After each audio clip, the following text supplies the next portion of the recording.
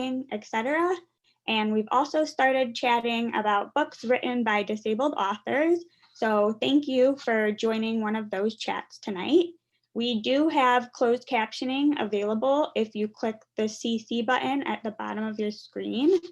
And a little bit about the event tonight, we'll be discussing the book About Us, essays from the Disability series of the New York Times. A little bit about the book. The synopsis says, boldly claiming a space in which people with disabilities can be seen and heard as they are, not as others perceive them. About Us captures the voices of a community that has for too long been stereotyped and misrepresented, speaking not only to those with disabilities, but also to their families, coworkers, and support networks. The authors in About Us offer intimate stories of how they navigate a world not built for them. So we are very excited to be joined by three of the book's contributors tonight. We have Rosemarie Garland-Thomson, Luticha Doucette, and Dr. Cheri Blauwet. Just a little background before they begin. Rosemarie is a professor of English and bioethics at Emory University. Her work brings disability culture, ethics, and justice to a broad range of institutions and communities.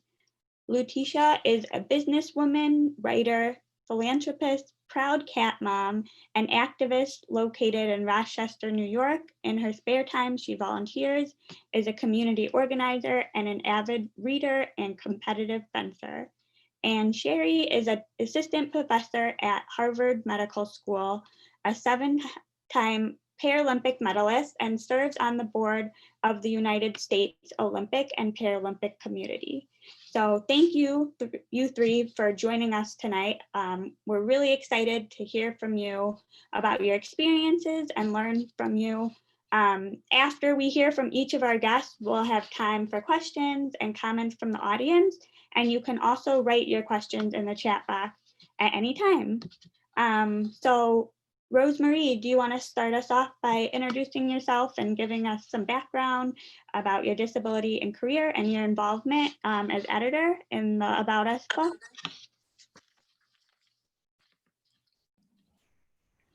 I think you're unmuted. Yeah, I would be glad to do that. First, I want to say thank you, Shannon Kelly and Backbones, for inviting us to come and talk about our book with you and with your audience. And I'm very glad to know about your organization. I didn't know about it before, and I've spent some time on the website, and it's very impressive. And so I want to congratulate you and wish you well in the work that you do. So thank you very much. I'm delighted to be here. So as Shannon said, I'm Rosemarie Garland-Thomson, and I have been an English professor and a professor of women and gender studies, and more recently, a professor of bioethics for a long time. And I've taught at Howard University and at Brandeis University, and more recently at Emory University. And in all of my work, I have been developing a field of knowledge making, we say, or an academic field that we call disability studies, or sometimes we call it critical disability studies. We used to call it disability studies in the humanities. And it's one of an array of relatively new interdisciplinary enterprises in the academic world that has to do with research and publishing and teaching and professional work that focuses on disability as a cultural issue and as a system of knowledge, if you will. And it's been a very exciting time to work on that. Of course, I also teach and write and publish on US American culture and literature and theory, critical theory, and specifically feminist theory. So it's been a great opportunity to be able to teach and work with colleagues over the last years and do this work. So about the book, in early 2016, A man who is a well-known editor at the New York Times, Peter Catapano, contacted me and asked if I would like to be involved in a series he had in mind that he was pitching to the New York Times. And Peter has been known, and I didn't know this before, but I've learned since, at the New York Times for editing some really interesting, original, and very important uh, opinion series on a variety of interesting topics. And he explained to me that he wanted to do a series that he thought had never been done before, and that is a series about disability that was actually written all by people who identify as disabled. And that is really what was unique about the series. And of course, when he approached me and asked me if I would be willing or interested to be involved, I said, yes, absolutely, in 1 second. And he ultimately asked if I would write or at least submit something for the inaugural opinion piece. And I did. I wrote a piece called How to Be Disabled or Becoming Disabled. I'm actually not sure what it ended up being called. They changed it sometimes.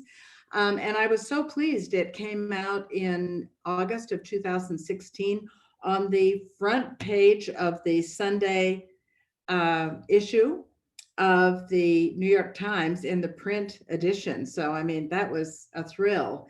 And there was an opinion piece that appeared every single Sunday in the print edition for almost 2 years. And of course, it was also in the online edition. It would come out on Wednesday. So it was an extremely successful series. People were very interested in reading it. He got hundreds and hundreds and hundreds of submissions.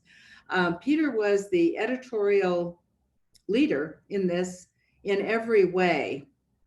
My contribution, other than writing 2 of the pieces that I submitted to him for vetting, was to occasionally recommend to people that I knew who were strong writers. For example, Cheri and I were colleagues and friends, and I wanted Cheri to submit something. So I encouraged her to submit something. And so I did that with several of the pieces that ended up being in the series, but I didn't really have any editorial authority whatsoever. Peter made the decisions. He's a really good editor, has a really good eye and ear for a terrific story. So I think what was so successful about the series was the form of the series. These were short, they were called opinion pieces, but really what they were personal essays. And there ended up, by the time we got to around mid-year 2018, we had 60 or 70 of these pieces that had appeared. And the New York Times decided that it might be a good idea to collect these pieces, or most of these pieces, in a book because the series had been so successful. And so we went about, well, not we, the New York Times went about trying to find an editor, a press to publish this. And we ended up, not we, the New York Times ended up choosing Live Right, which had published some previous series in philosophy that Peter had put together. And so we included almost all of the pieces that had appeared in the series in the book. And so our work, Peter and me, as the co-editors of the book, was to organize the essays that were in there. There were a few that we didn't include, not because we didn't think they were good. All of them were excellent, but because they were maybe covered some of the same topics or seemed a little bit too specific to a particular time.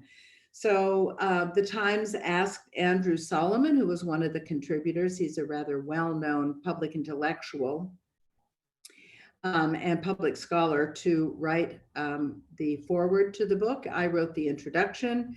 Peter wrote a very short introduction, and the book came out under the name About Us, which, as we know, takes its words from the slogan of the disability rights movement, "Nothing about us without us."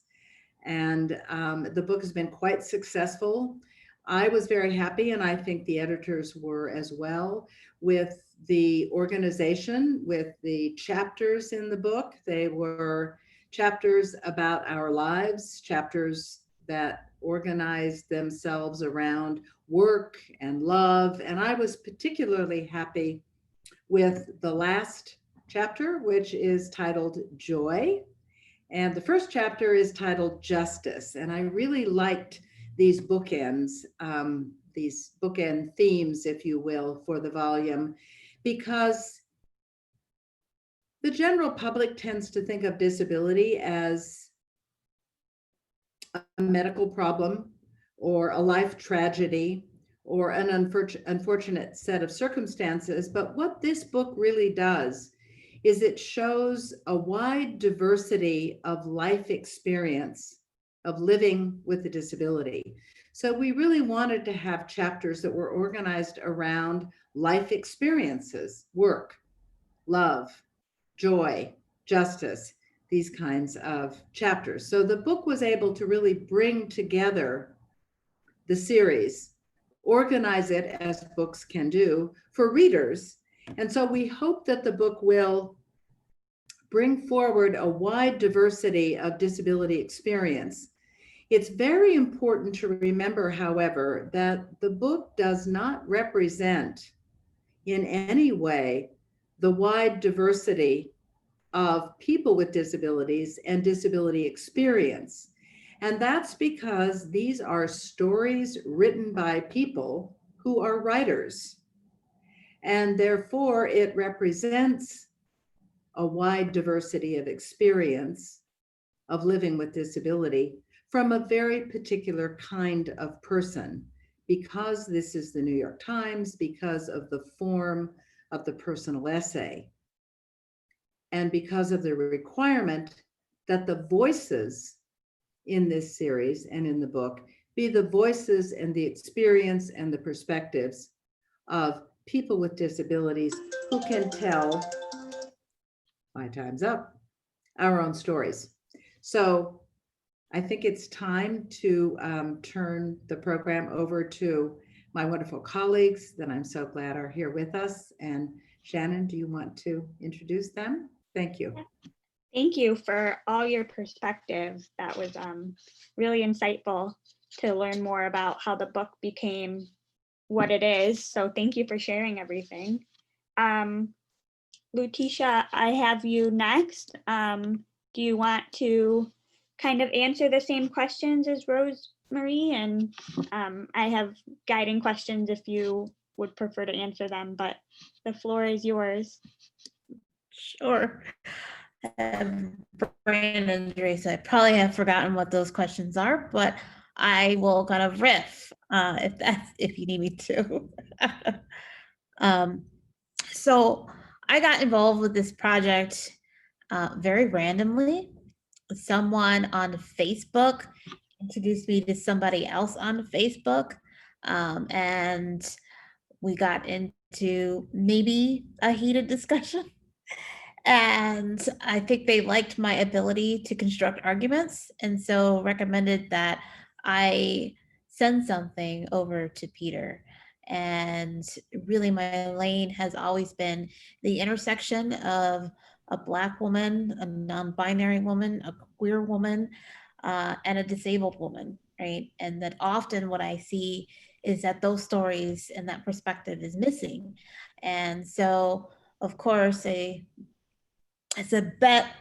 I was actually recovering from back surgery, extensive back surgery that I nearly died from. I had sepsis, pulmonary embolism, and I was recovering in bed when I wrote that. And I said, like, if I don't make it, let this be my last testament to the world. Like, this is what Luticha has to say about these topics, mainly because that intersection of racism and ableism, I have nearly died as a result of that. I'm a survivor, clearly, as a result of that. And so it is important for people to understand what that experience is like and how to navigate in these spaces, because, I am named after my maternal grandmother who, registered Blacks to vote in Jim Crow South, right? That was an extreme kind of testament to her own will and power.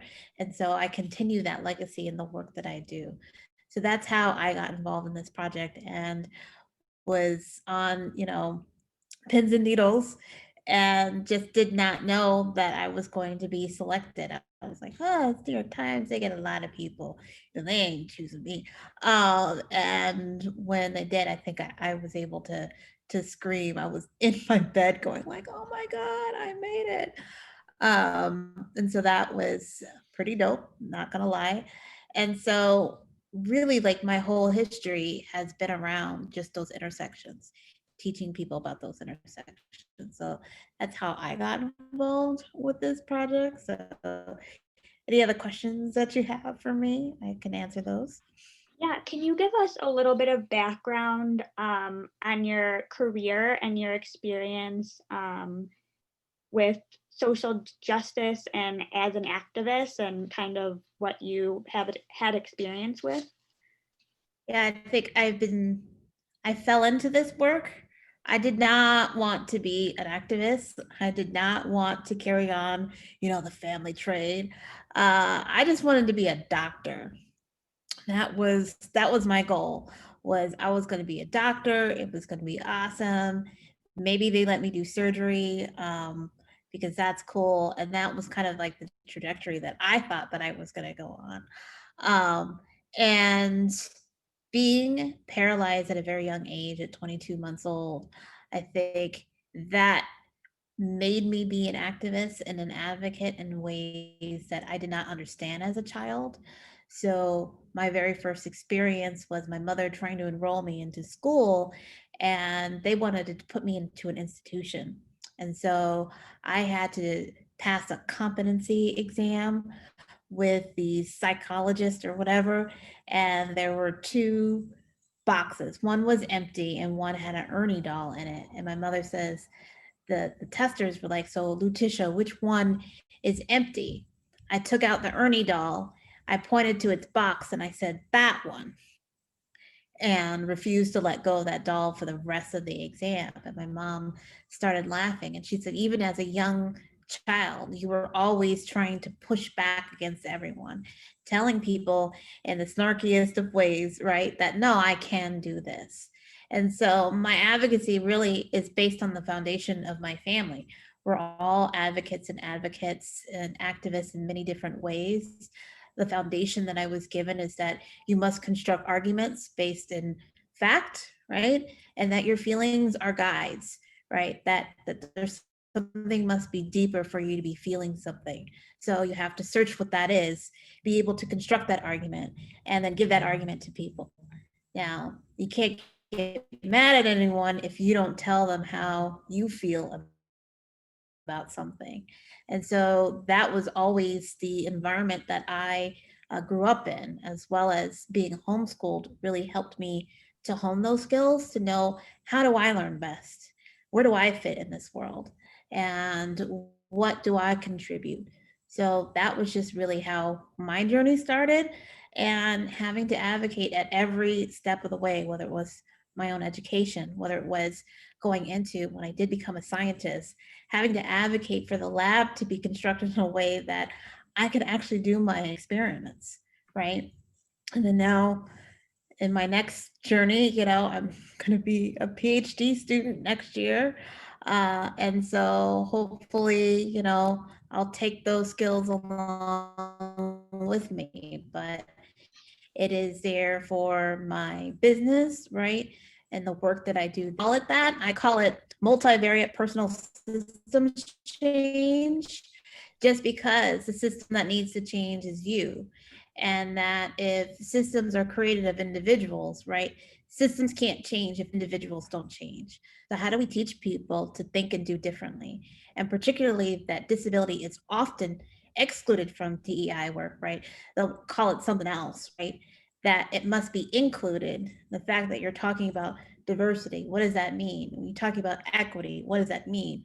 What does it mean to be included, right? And so that is kind of the new flavor and spice that I bring to the table, but you never know.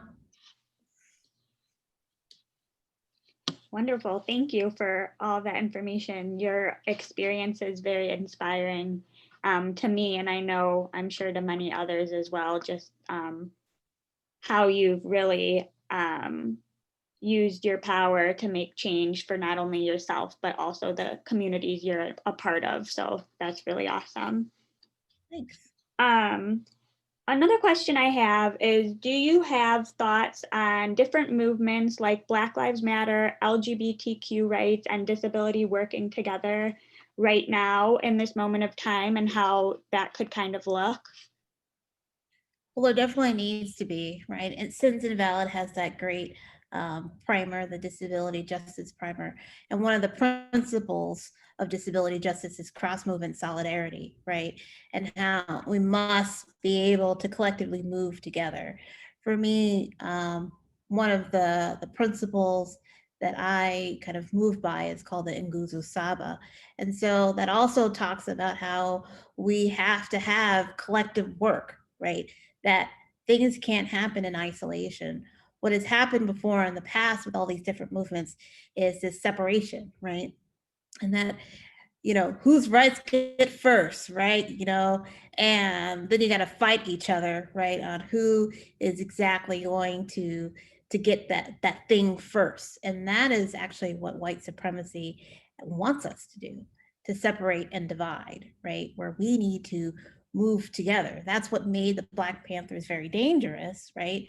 Is when they started talking about to poor white people, hey, you are impacted too by racism. You can join us and collectively we can move mountains. And so I'm here to be on that collective front. And so LGBTQ folk have to realize that disabled people exist within the community, right? When you talk about any other movement, who is missing, right? How do we gather them?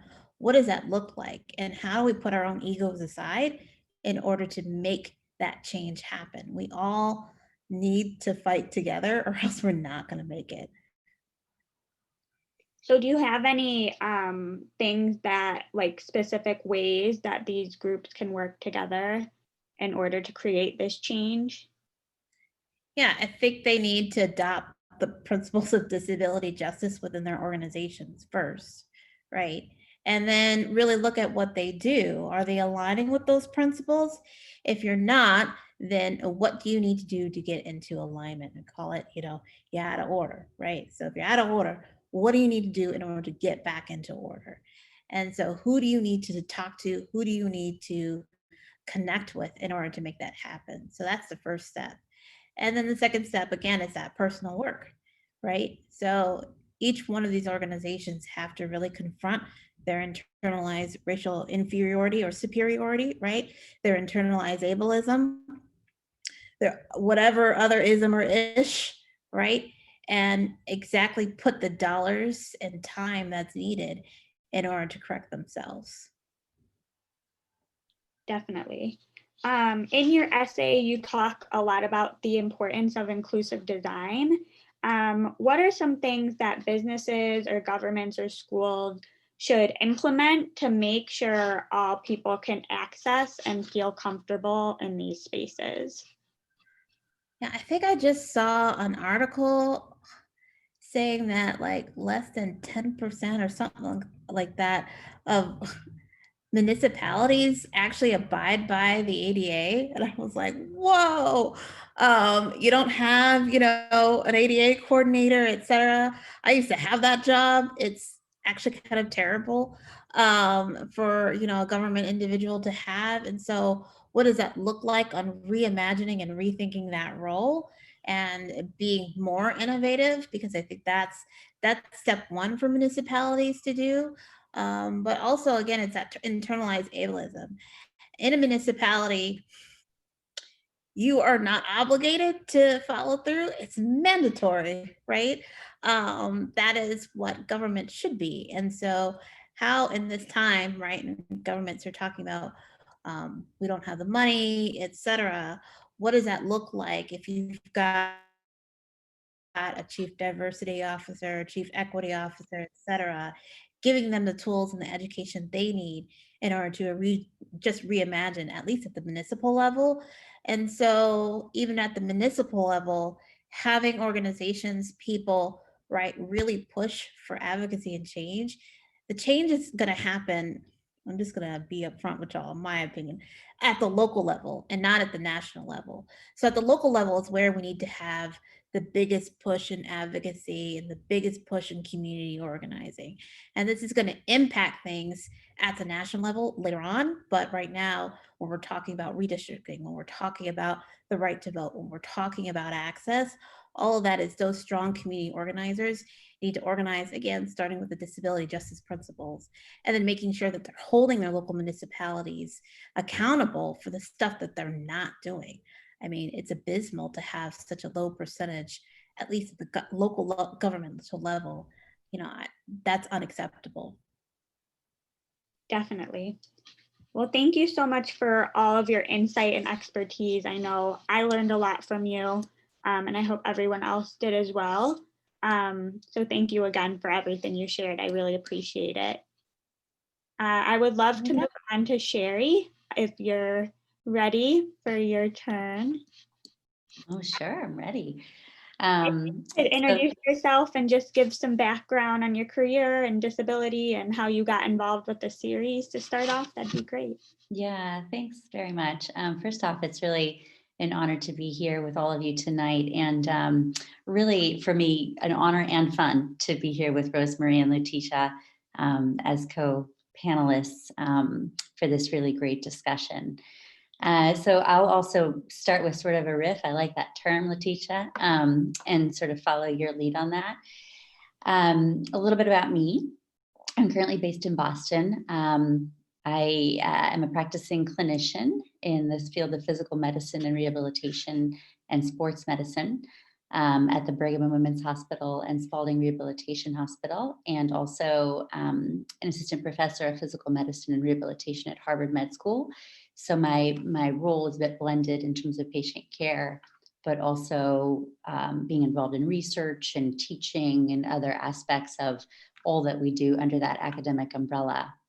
I'm actually a native Midwesterner. I was born and raised on a farm in Iowa, a small family farm, and was involved in a farming accident at 16 months of age that resulted in a T10 spinal cord injury. So I'm a para and a manual wheelchair user as well, and have been for my whole life. And so also very much resonate with the points that have been made about how we evolve into being advocates. For me, it's always been a part of who I am. And I think when you acquire or are born with a disability or acquire one at a young age, and you start to see moments of injustice happen in front of you, to others, as you develop your lens to the world, you are inherently an advocate.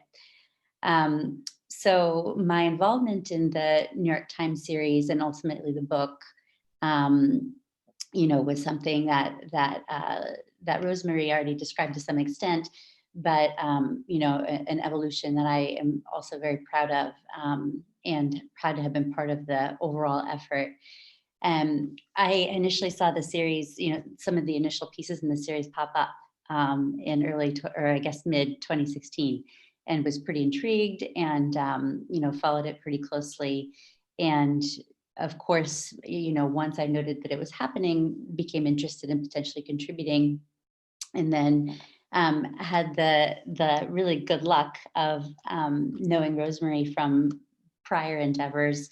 Rosemarie had spent some time in Boston as a Radcliffe Fellow at the Radcliffe Institute, and in her year here had really, everyone had gotten to know her from the disability community. We had a sort of social club called the Gimpy Girls that would get together every couple weeks.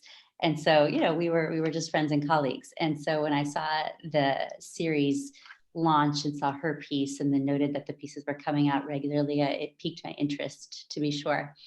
And I thought there could potentially be some space, obviously knowing that it was a competitive process, but potentially interest in considering something around the unique experience of a physician with a visible disability, and all of the things that are wrapped in that, which is a lot. Everything from the fact that people with disabilities, both visible and invisible disabilities, are still dramatically underrepresented in medicine and the health professions. And, why is that the case? Why have we not begun to integrate disability more in terms of diversity, equity, inclusion within our own workforce? So unpacking that a little bit. Also thinking about the really unique perspective of that physician-patient interaction when you're a physician or clinician, if you're in other allied health professions, be it nursing or physical therapy, and so on. When your clinician has a disability, and how that alters that physician-patient interaction in, I think, obviously my lens is that it's in mostly good ways, but when may people have a different lens to that, and that's important to recognize.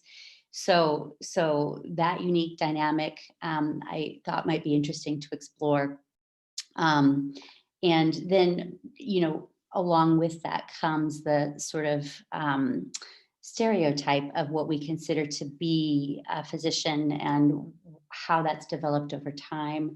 The fact that the health professions, and particularly medicine, is really built upon this historic foundation of physical prowess, and that to be a good doctor means that you are a tall white male who can come bounding into a room and it's like Superman, and immediately run to the side of an operating table and save some person's life. And sure, that still happens. I would say that it's the people who do that now all look very different and bring their own perspectives and skills to the table, but also understanding that medicine in of itself as a profession is so diverse now in terms of both the people who aspire to careers in the field, but then what you can do in the field, whether it be having a clinical career and seeing patients, or being involved in research or public policy or teaching or administrative leadership. And given the context of healthcare in 2020 and the medical profession in 2020, the ridiculousness of thinking that one has to be that tall white male with a lot of physical prowess to be a good clinician or to enter into the field of medicine and to have a successful career. It's just, it's a total disconnect right now, because it's not, that perception doesn't match the reality of the field. So there were a lot of things that I thought we could explore, and talk to Rosemarie, and she was, as a friend as well as a mentor in many ways, encouraging to say, put something down and see what you come up with, and ultimately, brought together the piece that was published in December 2017. I'd say that it was a learning experience for me all around. Both thinking about how to frame the piece in a way that would be relatable to an audience of New York Times readers. Once it came out, it was interesting to me to see the comments, and in many ways, I think very revealing with regards to both people's perception about clinicians or physicians with visible disabilities, but also how that reflects the broader progress of the disability rights movement and people's perceptions around disability more broadly.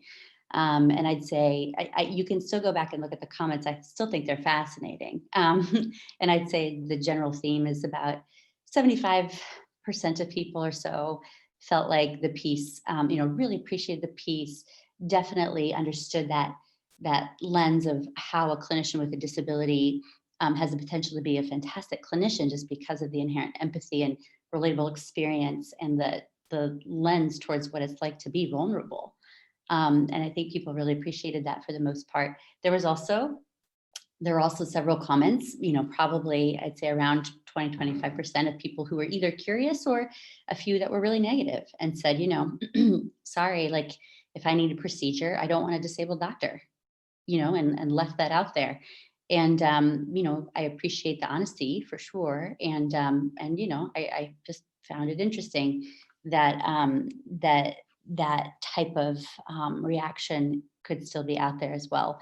I always think that, people with disabilities, especially if you aspire to a career in medicine, do everything you need to do to get in, get through medical school, open up a practice and start to see patients. You're clearly a pretty bright person and a pretty driven person.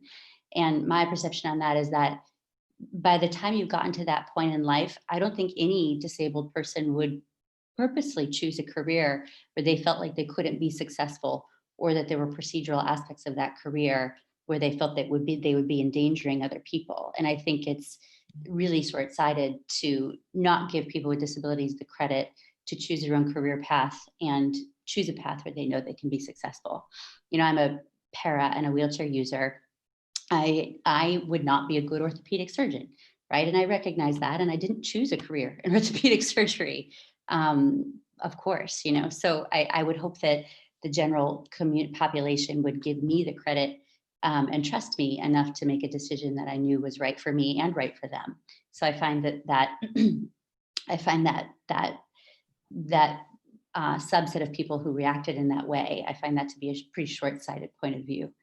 And then beyond that, the piece has definitely resonated and had some longevity. There's a growing movement of physicians with disabilities, and particularly trainees with disabilities, undergrads, medical students, people aspiring to careers in medicine, that has certainly begun to organize more and more so over the last 5 or 10 years. There's great groups on social media. There's a hashtag Docs with Disabilities. If you haven't had the chance to check that out, it's pretty great and pretty dynamic. And I'm just really proud because the piece continues to resonate with all of those learners and people who are starting their educational path and curious about medicine and whether it might be a good option for them. People still ask about it and talk about it. And that's something that I'm definitely really proud of, that it has had that, even that legacy to it as well. So I could go on for a long time, but that's generally a bit about my background and how I came into being involved in this series. And it's been just a fantastic journey. And I'm happy to answer any questions as well. Thank you. Yeah, you answered a lot of the ones that I had. So thank you for that very comprehensive overview of your career and just your involvement in the book. I personally am a wheelchair user, and I've had a doctor in a wheelchair before, and it was an extremely positive experience for me.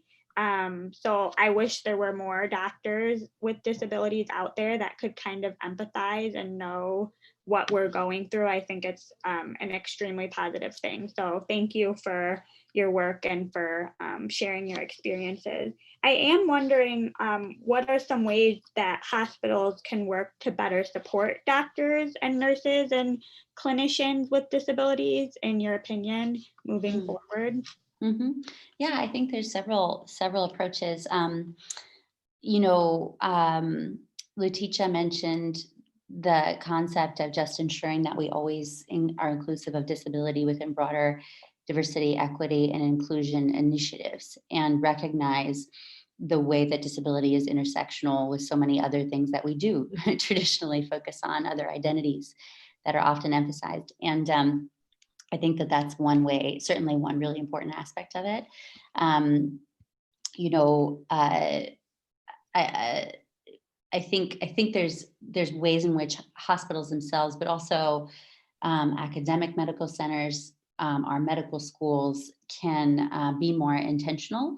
Some simple things are, if you're a medical school, being very intentional about having language within on your website under the admissions section or in your materials that clearly discuss disability and discuss and are very open and transparent about the fact that you welcome applicants with disabilities. That's something that some schools have done, others haven't and have been more reticent. But when schools do that, it makes a very strong statement towards their attitude and overall openness to welcoming disability and having an open-minded mindset around disability and accommodating it within their student body. So that's one way I think to get at it. I think it's also important to consider, like when we talk about our hospitals, especially large hospitals across the country, clinicians, physicians, nurses only make up a small portion of the staff.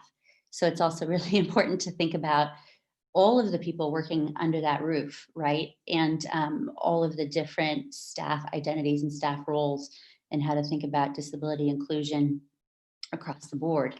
And recognizing that, of course, someone like me with a visible disability, we're only one small subset of the disability community. I know in medical training, really the hot topic now is invisible disabilities because they're far more prevalent than visible disabilities. There's been some good research on that over the last several years. There's a PhD at the University of Michigan, Lisa Meeks, who's done some really great work in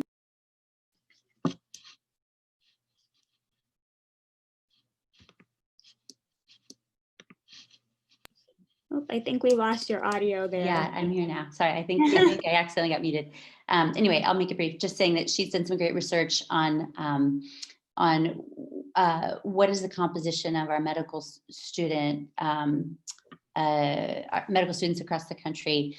In doing that, found that the prevalence of disability within our current medical student population across the country is about between 4 and 5%. But most of those are individuals with invisible disabilities. So when you talk about disability inclusion in medicine and the health professions, you really have to think about the spectrum of disability and understand that those of us with visible disabilities are actually only a small portion of that.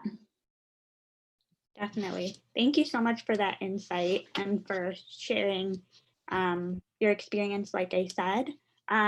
We have about 15 minutes left and I want to be mindful of everyone's time. I'd love to open it up to the audience. If anyone has any comments or feedback or questions for our panelists, feel free to unmute yourself or drop it in the chat box. We'd love to hear what you think about the book, and if you have any questions, fire away. This is Rebecca. I have a question. And this can go for any of our three guests, but it's in regards to Rosemarie, your article. You mentioned like our ancestors, and it's a term I've been hearing lately, and I hadn't in the past. I've been disabled for over 20 years, and it's until recently, and especially this year when some of our leaders with disabilities who have passed this year, I feel like that term has been used a lot. Can you sort of expand on this idea of us having, ancestors as people with disabilities in our culture? And yeah. Sure, thank you. One of the things I was struck about in this wonderful gathering with my colleagues is that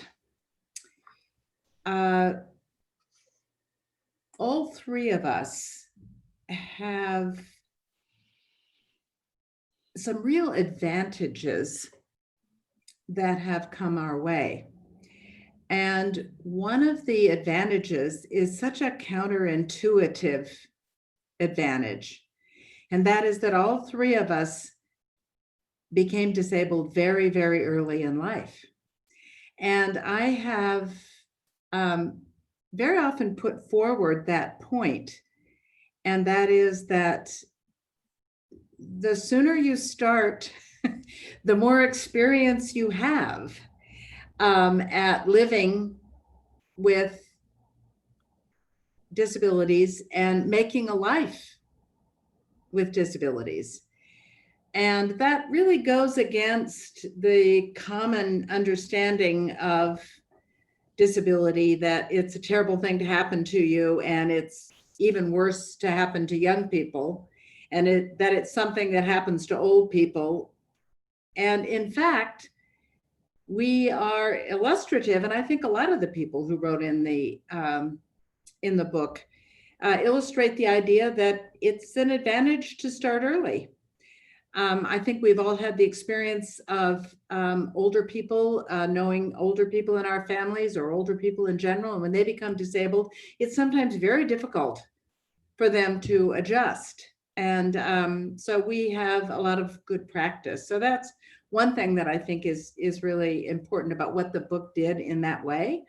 The other thing that I've noticed, of course, is that we're all talking about, all three of us are talking about working locally. That's the word that Luticha uses, but we're working locally in that we work where we are, where we can. So I got to go to school, which is a miracle, and I liked school, and it was some place that I could do okay. And I ended up getting to actually have a job as a result of going to school. And then education, or schools in general. I started teaching high school and then miraculously was able to end up working in higher education. But that's the place where you do your work. That's the place where you do your justice work. That's the place where you do your community work. And you advocate there, you bring forward consciousness raising there, wherever that is. So everyone can, if you will, kind of bloom where they're planted. And I think it's interesting that all three of us have been able to do that, and have been able to do that in large part because we managed to be able to continue to go to school. And so that's one thing that I think all of us can focus on, is the ways that people with disabilities can get an education now in a way that before the ADA, it was very difficult for people with disabilities. I mean, the teacher's talking about it. We all have experienced that working with technology, working in school can be very challenging for people with disabilities, the whole span of disability. And so that's an important place for us to continue with our efforts. So I just wanted to say that about our own experience and what we contribute to this larger enterprise of justice, inclusion, community building, culture making. So I think for me, I come from an extremely long line, in my family, but I think back to enslaved Africans where disability was just part and parcel of the life, right? And how they had to make do with what they had and still envision a future that they knew that they would never be able to participate in, but yet push forward anyway. Thinking about Harriet Tubman and how with her disabilities, how she was able to just move forward and free other enslaved peoples and really kind of be kind of like that vanguard of hope for an entire people. And so for me, that history is something that it gives me a foundation in which to build upon, right? When Martin Luther King Jr. talked about that dream, well, I'm that dream, and hopefully I'm not a nightmare. Maybe I am to some people, but hopefully, I'm doing my ancestors proud and I carry their name, right?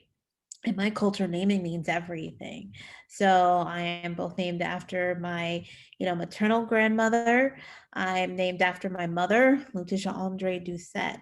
And even my last name is shared by both my mother and my father. They're both Doucettes. And so what that means is to carry that lineage, to carry that attitude. And that particularly here, where many Black people, including members of my family, came via the Great Migration, that community as an incubator, right? In order to move forward with that work. So I personally don't live farther than like 5 miles than any family member. That's always been the rule. And I've stuck to that rule, and that's how we've been able to survive and thrive.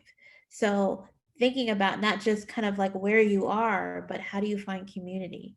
What does community look like? And then how do you foster those relationships in order to move forward with your justice work? I think that's super, super important. Thank you. Yeah, and I mean, those are like such fantastic thoughts. Interestingly, I had a unique path towards advocacy because, of course, as I mentioned, I acquired my disability when I was quite young. But in a fairly rural community where I grew up, I didn't really have a disability community for many years. And because of that, my sort of modus operandi from a very early age was to assimilate and to learn how to blend in and get by and figure out how to keep up with everybody else. And I think that was both very good and very difficult, thinking back. For me, what really changed that in my life was discovering the world of sport and adaptive sport and Paralympic sport. That was my community for a very long. It was and is my community, but it was where I discovered the disability community as well. And I feel so fortunate to have navigated towards it as an opportunity. And interestingly, when I first discovered the world of adaptive sport, I wasn't interested in sports at all at first. I was interested in the people, and wanting to go to sports practice, so that as a mechanism for making friends, who also were people with disabilities. And particularly by the time I discovered the opportunities, I was in junior high. So I was an adolescent girl, wheelchair user, the only one in my school. And of course, it was a pretty isolating experience. So when I discovered sport, I just clung to it for dear life for quite some time. And then later on, started to acquire this skill in sport itself and, recognize that I actually enjoyed the pursuit and having an athletic identity. So for me, it was interesting. I don't actually come from a family of advocates. I come from a fairly docile family who just hasn't, just in terms of background, they are strong and very resilient, but most of them don't tend to want to be on that front line of advocacy. So I think for me, it was developing that identity was more, as I had noted, a sense of once I found the disability community, then finding my voice and understanding that I wanted to use it in order to call out the injustice that you see along the way. So it was interesting, I think, transition for me, and a little bit different than some of the other panelists, but we all get there different ways. And your sports career ended up being super successful. So that was just a nice side note. Yeah, that came later, right? That came after the community was formed and learning so many lessons from peers along the way. Thank you all for sharing. We probably have time for one more question if any audience member would like to chime in.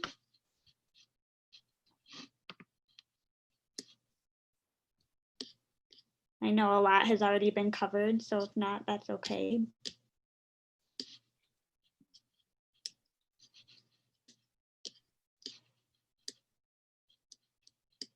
Do any of our panelists have any last thoughts they would like to add before we wrap up our session tonight?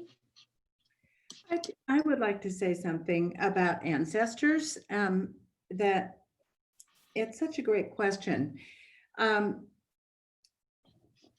In my world of school and teaching, one of the things that is so really empowering is what has happened in education, and especially in higher education, in the last, I don't know, 20, maybe 30 years.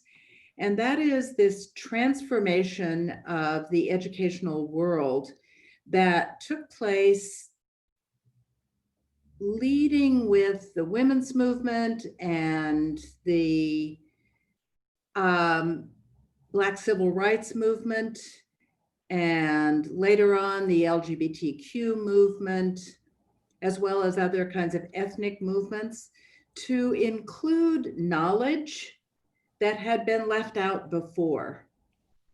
And we have all inherited that now because education has been itself grown to be much more inclusive. And so learning now can be learning about disability in school now is still not very widely done, but we can use as a model exactly what Luticha was talking about, and that is finding disability where it is. So someone like Harriet Tubman might be recognized as an important ancestor in the American community and the African American community. And it's up to us then to find the disability identity in our ancestors, because that often is not very well recognized. And one of the things we all know is that disability is very widespread, especially in history. Most people become disabled sometimes in their lives, and in terms of the past, most people lived with disabilities, but it wasn't always recognized as such through the way we understand disability now as a social identity. And so part of our work can be exactly what you were talking about, Luticha, and that is to go back and find our own ancestors back in the world and bring those stories forward in the communities that we live in. So not just in our family, but all the way back through history. I charge all of us to find our own ancestors and bring them forward for all of us as models of how we can live and live well as people with disabilities. So thank you, Shannon, for us to get a chance to talk about this together. Absolutely. Thank you so much for all of our panelists, Rosemarie, Luticha, and Cheri, for joining us tonight. It was a great chat. I know I learned so much from each of you, so I really appreciate you sharing all of your insight. Backbones does events like this once a month, and you can find out about our upcoming events at backbonesonline.com. And on the website, you can also sign up for our newsletter so you can get up-to-date information about what's happening at Backbones and our upcoming offerings. So we hope to see you again, and we appreciate all the audience members that joined us tonight. Rebecca, do you have anything to add before we log off? I just want to say that was awesome. Thank you so much. And if you guys have not checked out the book, you can find it on Amazon or your local bookstore. And you can also read the rest of the articles if you search for them under the New York Times disability section, I believe. So they're great articles and a lot to think about, gives you a lot to think about. I'm very thankful for you joining us. Thank you. Thank you, everyone. Have a good rest of your night. Thank you.